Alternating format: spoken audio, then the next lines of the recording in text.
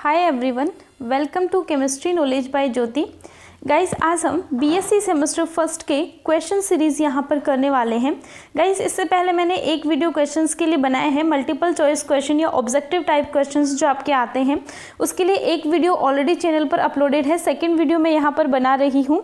यहाँ पे आप क्वेश्चन फर्स्ट देखेंगे, जल के अणु में बंद कोण होता है। जल का अणु जो होता है उसके लिए बंद कोण का मान कितना होता है, ये आपको बताना है।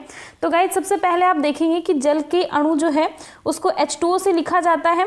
और इसके लिए संकरण की यदि हम बात करें तो संकरण के लिए आप देखेंगे कि यहाँ पे ऑक्सीजन से 2 सिग्मा बंध बने हुए हैं। तो सिग्मा बंध प्लस में हम क्या करते हैं, लोन पेयर काउंट करते हैं। तो ऑक्सीजन पे यदि आप चेक करेंगे तो ऑक्सीजन के पास यहाँ पे 2 लोन पेयर होते हैं, तो 2 + 2 लोन पेयर आपको यहाँ पे करना है। तो यहाँ पे टोटल 4 हो जाएंगे, और 4 यदि हैं तो संकरण कौन सा होने वाला है, sp3 संकरण होने वाला है। गाइस, यदि सिंपल sp3 संकरण होता है तो उसके लिए संरचना चतुष्फलकीय बनती है, और उसके लिए बंद कोण का मान 109 डिग्री 5 मिनट होता है। ये एक आइडियल स्ट्रक्चर के लिए होता है। इस टाइप से कुछ आप दिखा सकते हैं कि उसके लिए संरचना चतुष्फलकीय बनेगी और बंद कोण का मान 109 डिग्री 5 मिनट होने वाला है। लेकिन अकॉर्डिंग टू VSEPR थ्योरी यहाँ पे 2 लोन पेयर प्रेजेंट हैं।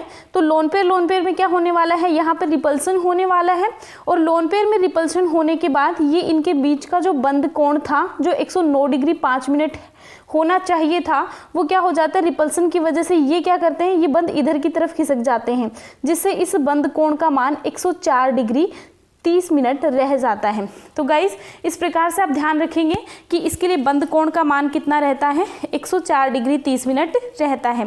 गाइस, यहाँ पे एक बात और मैंने बोली कि इस ऑक्सीजन के पास 2 लोन पेयर प्रेजेंट हैं। यदि आपको नहीं पता है कि किसके पास कितने लोन पेयर प्रेजेंट हैं, ये कैसे निकाला जाए, तो चैनल पे ऑलरेडी वीडियो अपलोडेड है, how to count number of lone pair, वहाँ से आप चेक कर सकते हैं। तो फर्स्ट क्वेश्चन का आंसर होगा आपका answer D, 104 degree 30 minute. Next question देखिएगा, निम्नलिखित में से अरेखीय संरचना होती है, मीन्स जिसकी संरचना रेखीय नहीं है। तो अभी अभी हमने देखा है कि H2O की संरचना कैसी बनती है, चतुष्फलकीय संरचना बननी चाहिए थी, लेकिन यहाँ पे इस लोन पेयर की वजह से V शेप की संरचना बनती है। यहाँ पे ये आप देख सकते हैं, यहाँ पे ये संरचना बनेगी कुछ इस प्रकार से। तो ये कैसी हो गई, उल्टे V आकार की हो गई है, तो यहाँ पे इसको V शेप में बोला जाता है। तो आप पता कर पाएंगे कि इसकी संरचना रेखीय नहीं होती है। आपको यही पूछा है कि अरेखीय संरचना किसकी है, तो आप सिंपल सा आंसर देंगे कि H2O के लिए अरेखीय संरचना होती है। गाइस, BCl3 में बोरोन परमाणु पर संकरण है। तो BCl3 में यदि आप यहाँ पे निकालेंगे तो BCl3 में संकरण यहाँ पे होने वाला है sp2, और ये कैसे होगा, बोरोन में कोई भी लोन पेयर प्रेजेंट नहीं है, केवल 3 सिग्मा बंध है, और 3 सिग्मा बंध यदि प्रेजेंट है तो यहाँ पे संकरण कौन सा रहेगा, sp2 संकरण रहने वाला है। नेक्स्ट क्वेश्चन देखना, PCl5 की आणविक संरचना है। तो PCl5 के लिए भी आपको क्या करना है, यहाँ पे सबसे पहले संकरण निकाल लेना है, और संकरण यदि आप PCl5 के लिए निकालते हैं तो यहाँ पे संकरण आता है sp3d, क्योंकि PCl5 में यहाँ पर 5 सिग्मा बंध उपस्थित हैं। 5 सिग्मा बंध उपस्थित होने की वजह से sp3d संकरण होगा, और sp3d संकरण जब होता है तो उसके लिए जो संरचना बनती है वो होती है त्रिभुजीय द्विपिरामिड। गाइस, ये डायरेक्ट याद रखने की चीज़ें हैं, ये आप ध्यान रखेंगे कि कौन सा संकरण होता है तो किस प्रकार की संरचना वहाँ पर बनती है, और कब लोन पेयर प्रेजेंट होगा तो किस प्रकार से उसकी संरचना में विकृति बनती है। नेक्स्ट देखना, क्वेश्चन नंबर 5, ध्रुवीय यौगिक विलय होते हैं। तो आप डायरेक्ट ध्यान रखेंगे, ध्रुवीय यौगिक ध्रुवीय विलायकों में ही विलय होते हैं। और ऐसा क्यों होता है, क्योंकि ध्रुवीय यौगिक का मतलब है कि आयनिक यौगिक रहेंगे। फॉर एग्जांपल NaCl है, Na+ और Cl-, और ध्रुवीय विलायक एग्जांपल जैसे हम ले लें H2O का, उस पर H+ आयन और OH- आयन प्रेजेंट रहते हैं। तो ये आयन्स क्या करते हैं, ऑपोजिट आयन्स एक दूसरे में विलय आसानी से हो जाते हैं, इसीलिए बोला जाता है कि ध्रुवीय यौगिक ध्रुवीय विलायकों में विलय होते हैं। नेक्स्ट क्वेश्चन देखेंगे, सर्वाधिक प्रबल हाइड्रोजन बंध उपस्थित होता है। तो सर्वाधिक प्रबल हाइड्रोजन बंध कहाँ पर उपस्थित रहेगा, जितने ज्यादा इलेक्ट्रोनेगेटिव एटम्स के बीच में हाइड्रोजन प्रेजेंट होगा वहीं पे सर्वाधिक हाइड्रोजन बंध होने वाला है, सर्वाधिक स्ट्रॉन्ग हाइड्रोजन बॉन्डिंग होने वाली है। तो यहाँ पे आप देखेंगे कि सबसे ज्यादा विद्युत ऋणी तत्व कौन होता है, फ्लोरीन, और फ्लोरीन के बीच में यहाँ पर हाइड्रोजन आया है, तो इसका आंसर रहेगा C। यहाँ पे गाइस देखना आप, फ्लोरीन से हाइड्रोजन जुड़ा हुआ है, लेकिन यहाँ पे दूसरी साइड क्या है, ऑक्सीजन है। ये भी स्ट्रॉन्ग बॉन्ड है, लेकिन इसके कंपैरिजन में ये ज्यादा स्ट्रॉन्ग होता है। तो यहाँ पे आंसर आप देने वाले हैं C। नेक्स्ट क्वेश्चन देखेंगे, निम्न में से किसमें हाइड्रोजन बंधन संभव नहीं है। तो आप सिंपल यहाँ पे देख लेंगे कि कहाँ पे हाइड्रोजन बंध संभव नहीं होगा।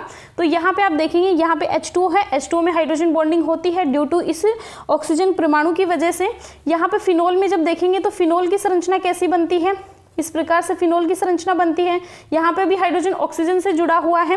पैरा नाइट्रोफिनोल में आप देखेंगे तो पैरा नाइट्रोफिनोल का मतलब ये है कि OH और पैरा पोजीशन पे NO2 जुड़ा हुआ है, तो यहाँ पे भी हाइड्रोजन बॉन्डिंग होती है, लेकिन HCl में Cl परमाणु जो है बहुत ज़्यादा इलेक्ट्रोनेगेटिव नहीं होता है, इसकी वजह से HCl में हाइड्रोजन बंधन नहीं पाया जाता है, या फिर आप ये कहो पाया जाता है तो बहुत ही वीक पाया जाता है। इन ऑप्शंस के अकॉर्डिंग जो आंसर निकलेगा वो HCl यहाँ पर होने वाला है। नेक्स्ट क्वेश्चन देखिएगा गाइस, निम्नलिखित में से किसमें शून्य द्विध्रुवीय आघूर्ण पाया जाता है। शून्य द्विध्रुवीय आघूर्ण का मतलब है कि जिसकी ज्यामिति जो है वो आदर्श प्रकार की होगी तो उसमें शून्य द्विध्रुवीय आघूर्ण पाया जाएगा। और यहाँ पे यदि आप ज्यामिति निकाल कर देखेंगे तो CO2 की ज्यामिति बिल्कुल रेखीय ज्यामिति होती है और रेखीय ज्यामिति होने के कारण इसका द्विध्रुवीय आघूर्ण का मान शून्य पाया जाता है। H2O में संरचना पाई जाती है, ये मैंने स्टार्टिंग में आपको समझाया है, V आकृति की संरचना H2O में पाई जाती है। निम्नलिखित में से किसमें sp3 संकरण नहीं पाया जाता है।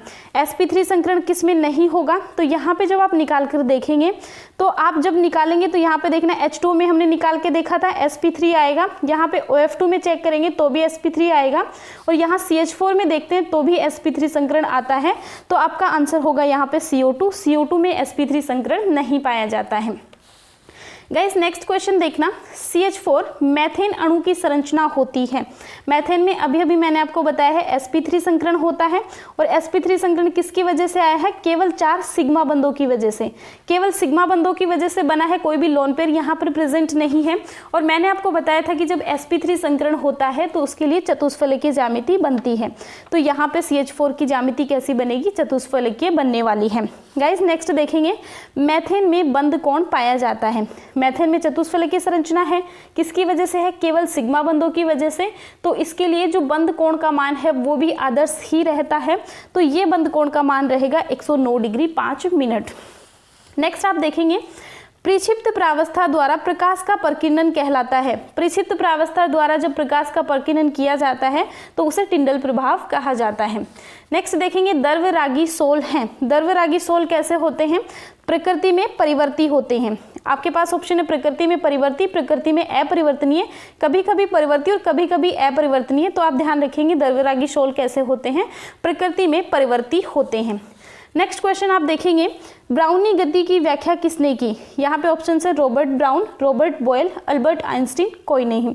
तो गाइज आप ब्राउनियन नाम से रॉबर्ट ब्राउन याद मत रख लेना, इसका आंसर होने वाला है अल्बर्ट आइंस्टीन। तो आप ध्यान रखेंगे ब्राउनियन गति की व्याख्या किसने की थी, अल्बर्ट आइंस्टीन ने की थी। 15 क्वेश्चन आपके हो चुके हैं। नेक्स्ट आप 16 क्वेश्चन देखेंगे, एक धनायन की किसी ऋणायन को विकृत करने की क्षमता को कहते हैं। तो आप ध्यान रखेंगे धनायन के द्वारा ऋणायन को विकृत करने की क्षमता ध्रुवण क्षमता कहलाती है, और जो ऋणायन होता है वो उसकी क्या कहलाती है, ध्रुवणीयता कहलाती है। कि ऋणायन जो विकृत हो रहा है उसको तो ध्रुवणीयता कहेंगे, लेकिन धनायन के उसको विकृत करने की क्षमता को ध्रुवण क्षमता कहा जाता है। नेक्स्ट क्वेश्चन देखेंगे, ऑक्सीजन अणु अनुचुंबकीय है, इसे किसके द्वारा समझाया जा सकता है। तो आप सीधा सा ध्यान रखेंगे कि अनुचुंबकीय होगा या फिर प्रतिचुंबकीय होगा, इसकी व्याख्या किसके द्वारा की जाती है, आणविक कक्षक सिद्धांत के द्वारा की जाती है। नेक्स्ट क्वेश्चन देखेंगे, सोडियम ओलिएट की स्वर्ण संख्या है, गोल्डन नंबर या स्वर्ण संख्या जो है सोडियम ओलिएट के लिए कितना आता है, 0.4 होता है। नेक्स्ट क्वेश्चन देखेंगे, निम्नलिखित में से किसका घनत्व सर्वाधिक है, सबसे ज्यादा घनत्व किसका होता है यहाँ पे। तो आप सीधा सा ध्यान रखेंगे ठोसों के लिए घनत्व सबसे अधिक होता है। नेक्स्ट क्वेश्चन है आपका, द्रव क्रिस्टल कितने प्रकार के होते हैं। तो सिंपल आप ध्यान रखेंगे द्रव क्रिस्टल 4 प्रकार के होते हैं। गाइस ये मैंने बिल्कुल सिंपल सा वीडियो आप लोगों के लिए बनाया है ताकि आपको कोई डिस्टर्ब ना हो और सीधे सीधे क्वेश्चन और आंसर आप देख लें। और आप ध्यान रखेंगे कि एग्जाम में क्वेश्चन आपको इनमें से पक्का मिलने वाले हैं। आप इस क्लास को 1-2 बार रिपीट करके देख लीजिएगा ताकि आपको सारे क्वेश्चन अच्छे से याद हो जाएं। आई होप आपको क्लास अच्छी लगी होगी। यदि वीडियो अच्छा लगा है तो लाइक, शेयर और सब्सक्राइब जरूर कीजिएगा। Thank you so much for watching.